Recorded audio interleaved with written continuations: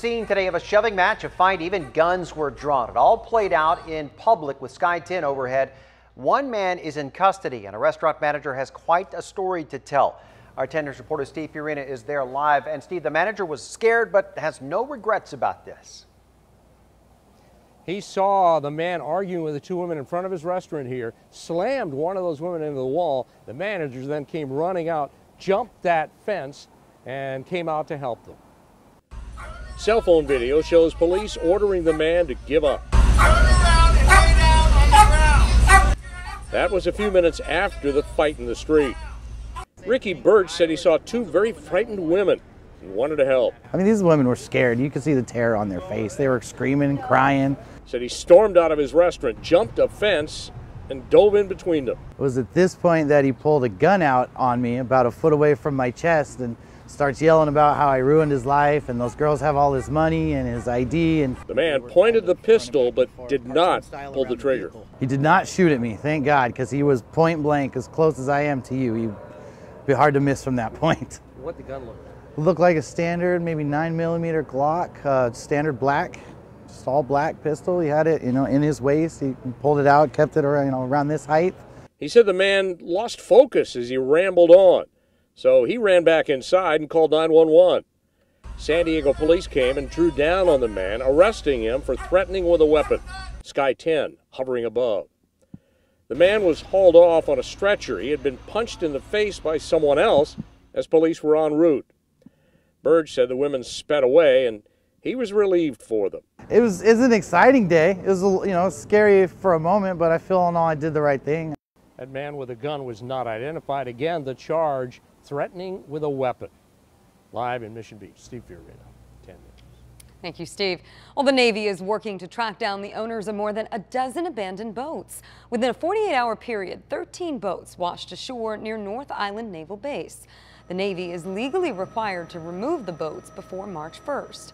They say it costs between $10,000 and $20,000 each to have them removed. They're hoping to find some of the owners, but say it's difficult due to the condition of some of the ships, some of which have had the hull numbers scraped off. Investigators are looking into what drove a woman off the road this morning into a big eucalyptus tree. Sky 10 flew over the fatal crash on northbound 805 just before 11 o'clock. The CHP says for some unknown reason, the woman swerved off the road near Balboa. She crashed into that tree and died at the scene. Traffic was backed up for hours as CHP tried to clear the road. They do say that drugs and alcohol were not a factor.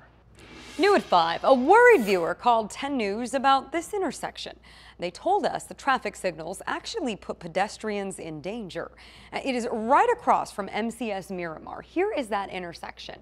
It is at Camino Ruiz and Miramar Road. And our 10 News reporter Kalina Estrinos took the viewers' concerns to the city, and now changes could be on the way.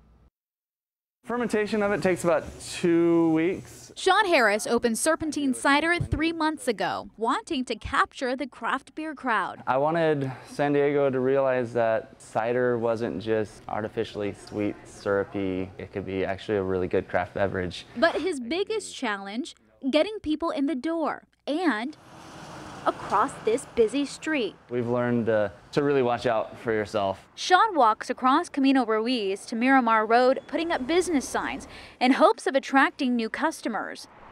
But every time he makes the trip, he gets stranded. It's really scary. About halfway into the crosswalk, the sign changes, at the same time giving a green light for drivers turning left. You're either stuck in the middle or you have to run when you can. We were there and saw a number of drivers ignoring the yield to pedestrian sign, including an officer, with Sean stuck right in the middle. The day before, the same thing happened to Esakaya and his girlfriend. Drivers are just coming in quick and they were looking at us like we were dumb. 10 News took these concerns to the city, and in a statement, their spokesperson says the crosswalk is functioning properly. But now they plan on sending traffic engineers to see what upgrades can be made to increase safety and peace of mind. For now, Sean says in order to keep his business growing, he has no choice but to cross the dangerous intersection. He just hopes it's safer next time he does. Kalina Estrinos, 10 News. Now, the city told us the signal pattern is designed to ease traffic in a busy area. They say the yield sign makes it clear drivers should not turn if pedestrians are crossing. 2 new cases of tuberculosis have been reported at San Diego high schools, and others may have been exposed as well. Health and Human Services reported 1 case at Crawford High School with potential exposure between September the 17th and January the 5th. Another case at Steel Canyon High School. Now, students might have come into contact with the bacteria between October the 27th and December the 21st there. Both schools are offering free TB testing to their students. Arson investigators are still searching for the person who intentionally set 6 fires in the East Village. Those fires erupted between 10 p.m. and 1 a.m. last night. Officials say flames burned 4 trash cans, a dog poop bag dispenser, and a plastic tree skirt. In total, the damage cost about $600. A security guard told us he was able to put out one of the fires, but then saw someone set another fire a few minutes later. About 10 minutes later, I saw a guy. He walked across the street after I put that out. He was lighting the trash over here on this side. And then that's when I ran across there and I said, hey, stop it, get out of here. And then that's when I called the police afterward. Arson investigators are reviewing surveillance video. Governor Jerry Brown delivered his 16th and final State of the State address in Sacramento today. Brown said the recent wildfires and mudslides in California all but prove climate change is real. He then took a swipe at President Trump. And that action must be taken to avert catastrophic changes in our weather systems. All nations agree except one, and that is solely because of one man, our current president. Governor Brown has delivered more State of the State speeches than any other California governor. He was first elected before statewide term limits were imposed and has served 4 terms as governor. Happening right now, play is just now wrapping up on the first day of the Farmers Insurance Open at Torrey Pines. A lot of people glad to see that Tiger Woods is back there at Torrey and hopefully healthy too. Our sports director Ben Higgins is there now. Ben, there's a lot of people for San Diegans to root for this year.